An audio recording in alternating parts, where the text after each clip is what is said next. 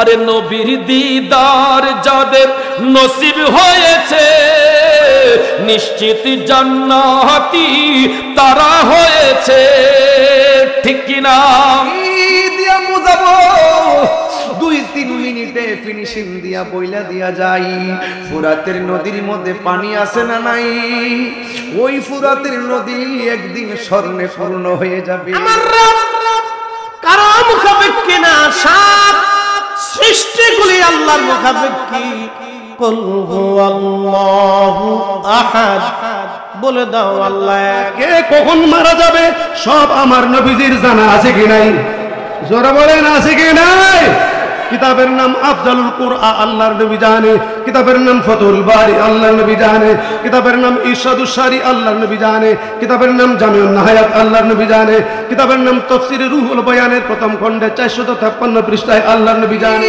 দিয়া বুঝাবো 2-3 মিনিটে ফিনিশিং দিয়া বইলা দিয়া যাই। ফুরাতের নদীর মধ্যে পানি আছে না নাই? ওই ফুরাতের নদী একদিন স্বর্ণে পূর্ণ হয়ে যাবে। এই জন্য ফুরাতের নদীর দাম আছে না নাই? ওই ফুরাতের নদীর ভিতরে এমন একটা জোয়ার উঠে গেছে, এই জোয়ারে ফুরাতের পারে পানি উঠে গেছে।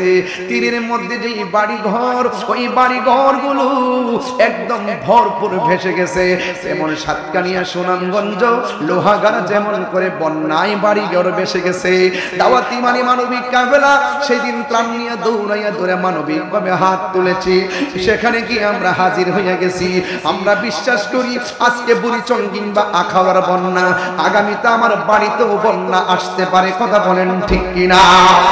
ওই ফুরাতের নদীতে যেই মাত্র বন্যা এসে গেছে রে বন্ধু, ওই মুহূর্তে বাড়ি ঘর সব লন্ডভন্ড হয়ে গেল। এখন বাড়ি ঘরের মানুষের খাবার দাবার বেসে গেল।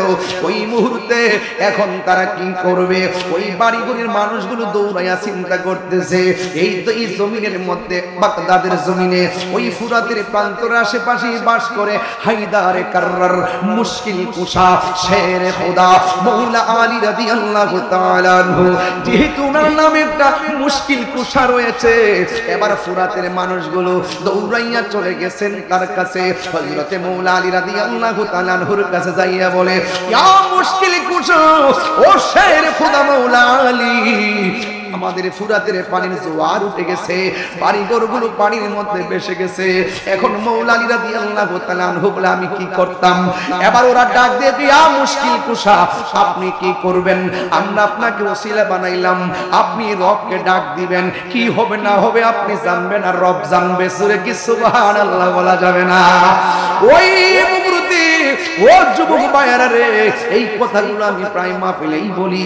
এবার মৌলা আলী রাদিয়াল্লাহু তাআলা আনহু জোয়ারের কথা চিন্তা কইরা, ফুরাতের বন্যার কথা চিন্তা কইরা, হাতের মধ্যে লাঠি মুবারকটা লইয়া, গায়ের মধ্যে আস্তিনটা লাগাইয়া, গোড়ার মধ্যে ওইটা লাগামটা ধরলো। দুইটা কলিজার টুকরা, চাঁদের মতন চেহারা।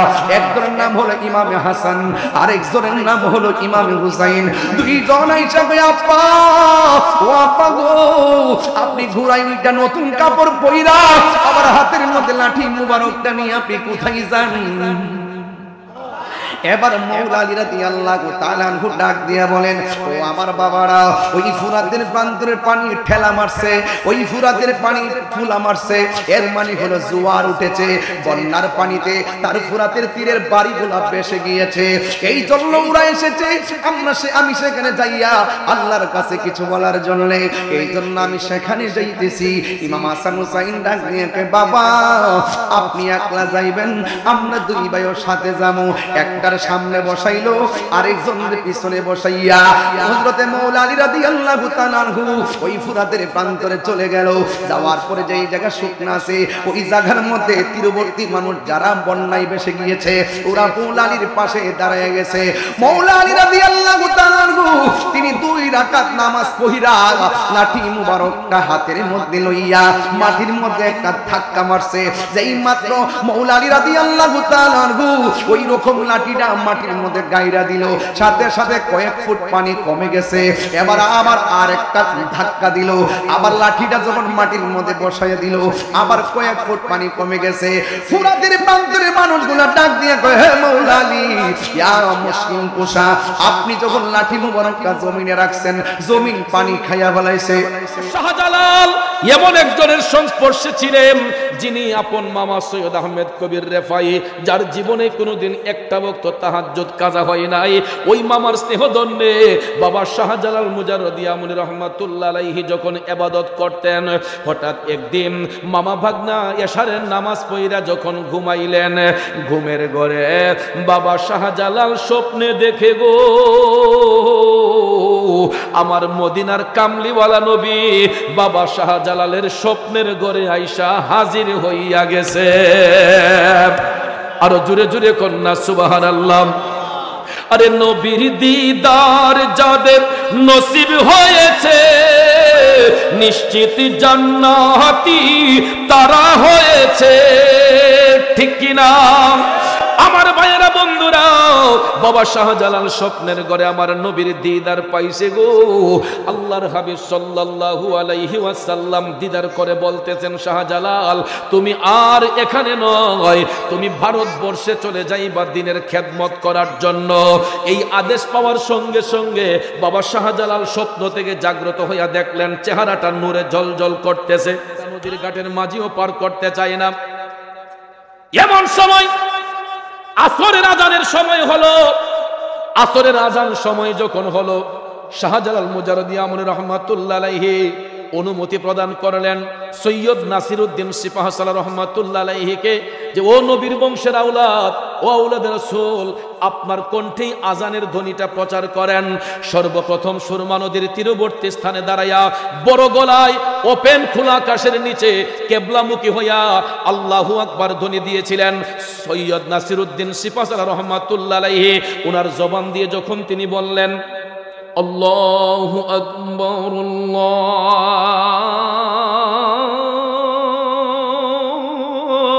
আল্লাহু আকবার, এই শব্দের পাওয়ার কম না বেশি? আল্লাহু আকবার শব্দটা বলতে দেরি হয়েছে। রাজা গোরগোবিন্দের দেয়ালের মেইন ফটক যেটা, এই ফটকটা ঠাস করে ধসে পড়তে দেরি করে নাই।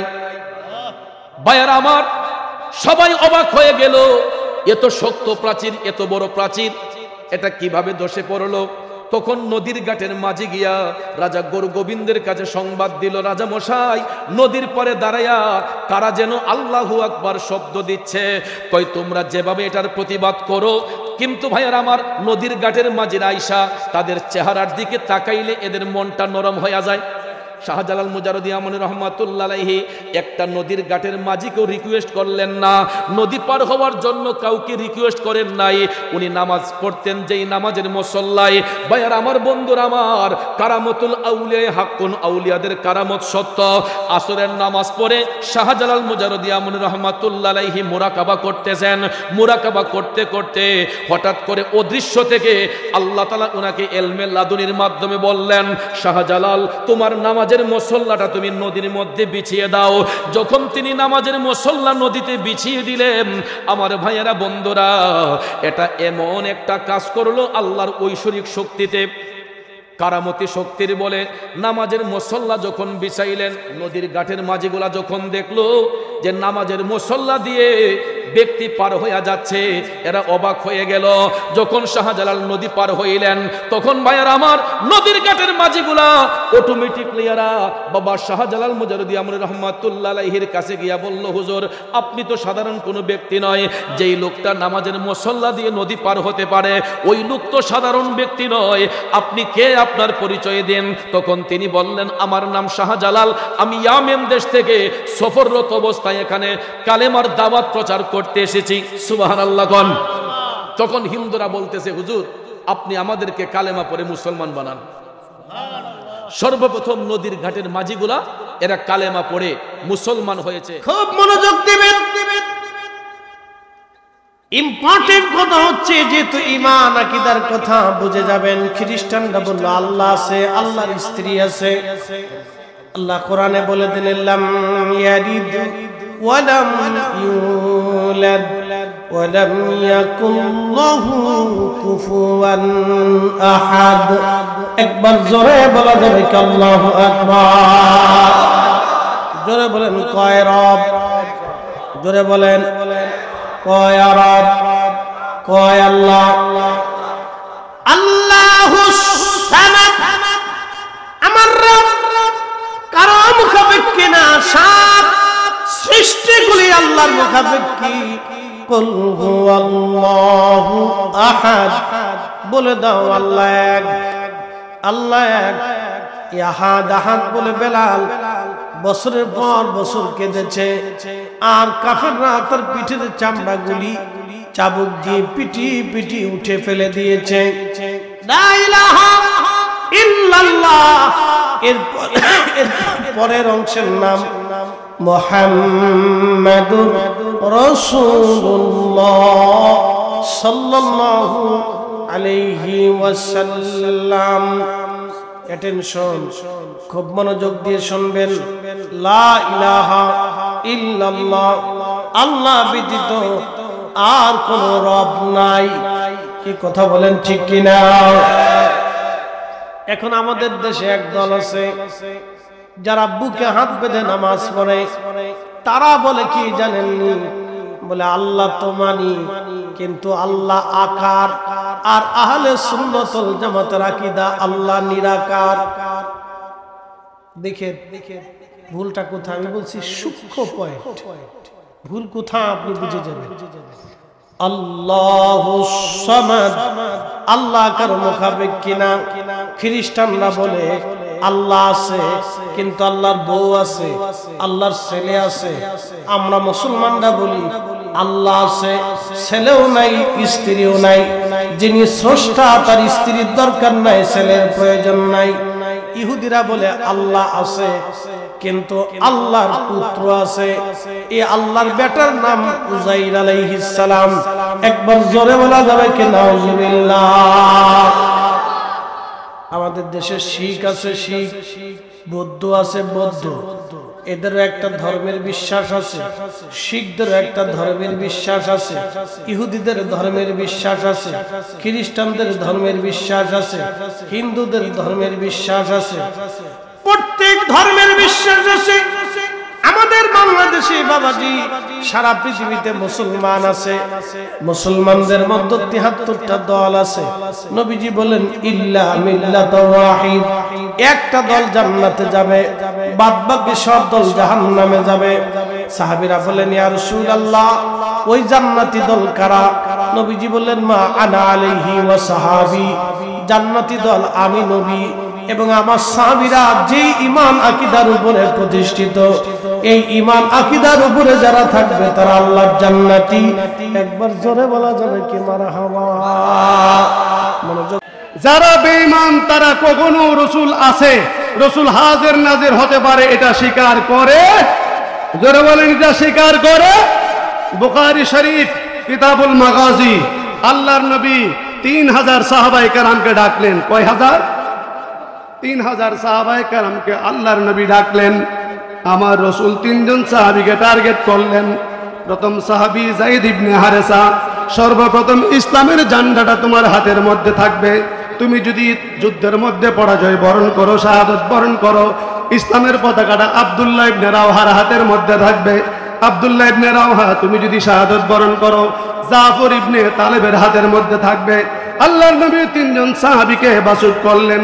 চতুর্থবার সাহাবায়ে কেরাম জিজ্ঞেস করলেন তারপরে কি হবে? আমার রসুল ৩ জনের পরে বললেন তারপরে যা হবে তাৎক্ষণিক সময়ে তোমরা যাকে মনোনীত করো তার হাতের মধ্যে ইসলামের পতাকাটা থাকবে। এই খবরটা সাহাবায়ে কেরামের মধ্যে ছড়িয়ে গেল।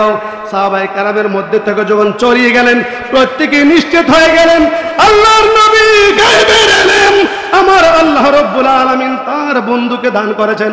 সেই জন্য আমার রসুল আগেই বলে দিয়েছেন, কেননা কে কখন মারা যাবে সব আমার নবীজির জানা আছে কি নাই? জোরে বলেন আছে কি নাই? কিতাবের নাম আফজালুল কুরআন, আল্লাহর নবী জানে। কিতাবের নাম ফতুল বারি আল্লাহর নবী জানে, কিতাবের নাম ইরশাদুস সারি আল্লাহর নবী জানে, কিতাবের নাম জামিউন নাহায়াত আল্লাহর নবী জানে, কিতাবের নাম তাফসীর রুহুল বয়ানের প্রথম খণ্ডে 453 পৃষ্ঠায় আল্লাহর নবী জানে, কিতাবের নাম মাদারুজুন নবুয়তের দ্বিতীয় খণ্ডে 56 পৃষ্ঠায় আল্লাহর নবী জানে, কিতাবের নাম শামাইমে এমনাদিয়া 110 পৃষ্ঠায় আল্লাহর নবী জানে, কিতাবের নাম লাতাইবে রশিদিয়ার 27 পৃষ্ঠায় আল্লাহর নবী জানে, কিতাবের নাম তাকমিলুল ইয়াকিন 145 পৃষ্ঠায় আল্লাহর নবী জানে, কিতাবের নাম তাফসীরে খাজেন আল্লাহর নবী জানে, কিতাবের নাম তাফসীরে নিশাপুরি আল্লাহর নবী জানে, কিতাবের নাম বুখারী শরীফের প্রথম খণ্ডে 453 পৃষ্ঠায় আল্লাহর নবী জানে, কিতাবের নাম তাফসীরে কবির দলিল কওলু জমহুরিল মুফাসসিরিন আন্নাল গায়বা হুয়া আল্লাযী ইয়াকুনু গায়বা আনিল খিসাতি সুম্মা হাযা ইয়ানকুসু ইলা মা আলাইহি